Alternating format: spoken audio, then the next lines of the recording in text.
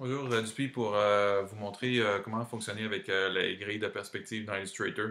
À la base, donc, c'est ce qui nous permet d'avoir des perspectives plus réalistes, un petit peu comme ici. Donc, comment je fais pour procéder? Au début, c'est de tourner la grille de perspective avec l'outil grille de perspective qui se retrouve à être ici, l'outil grille de perspective. Et là, lorsqu'on clique sur cet outil-là, on a notre grille de perspective qui apparaît et notre widget de perspective qui est ici, qui est bien important.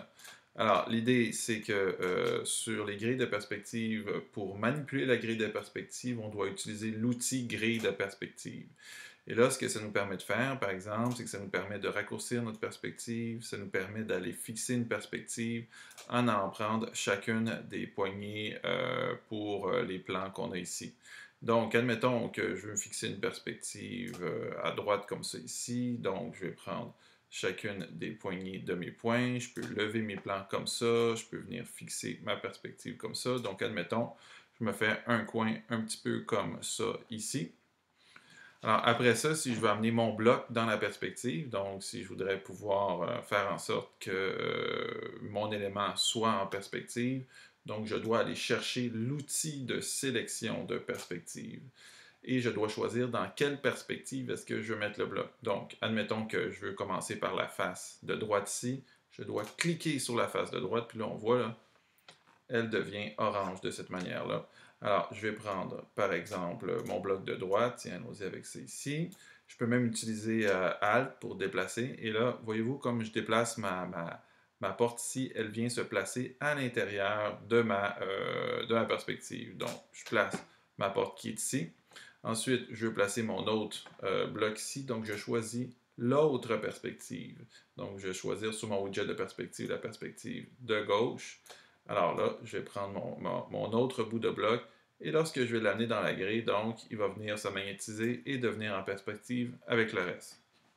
Quoi faire maintenant pour les plafonds, par exemple? Ben, c'est un petit peu la même chose. Je vais prendre mon plafond ici et là, je vais dire, je veux aller le placer en bas, donc dans la rue ici. Donc, je clique en bas et lorsque je vais prendre mon plafond, poup, poup, poup, il va venir se placer dans la grille de perspective dans le bas. Alors là, vous me diriez, oui, mais comment je fais pour le monter en haut? Mais je vais prendre ma flèche noire parce que lorsque je prends ma flèche noire pour manipuler mes objets, je ne suis plus dans ma grille de perspective. OK? Il me manque ma rue ici. Donc, tiens, je vais aller me prendre un élément dans un autre document. Commande C, commande V. Juste ici. Je vais me l'amener de cette manière-là. Et enfin, c'est ça, lorsque je vais prendre mon outil grille de perspective, par exemple ici, peu importe la grosseur de l'élément, l'outil de sélection de perspective, je vais prendre ma rue et je vais l'amener dans mon bloc ici, par exemple. Et là, on va avoir une belle perspective avec notre rue qui va être faite. Donc ça, admettons que je veux fixer une perspective comme ça. Donc admettons que j'ai fini avec ce bloc-là et que je voudrais faire un deuxième bloc. Eh bien, pour manipuler ma grille, pour faire une deuxième perspective, je peux venir placer mes grilles différemment. Donc, admettons, je vais venir prendre cette grille-là, je vais venir prendre cette grille-là et je vais venir me faire peut-être un autre coin de rue, comme ça, par exemple.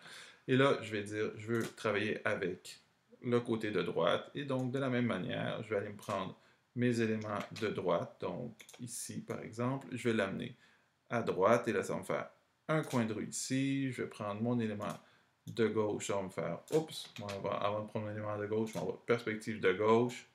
Je viens placer mon élément sur la perspective de gauche. Et ainsi de suite. Donc, l'idée, récapitulons, l'idée, c'est toujours de prendre l'outil de sélection de perspective et de choisir dans quelle perspective on veut prendre l'élément. Ensuite, de prendre notre élément et de l'envoyer dans notre perspective. Par la suite, on peut peaufiner la sélection avec la flèche noire pour venir positionner nos éléments, par exemple, sur le haut, sur le bas, etc.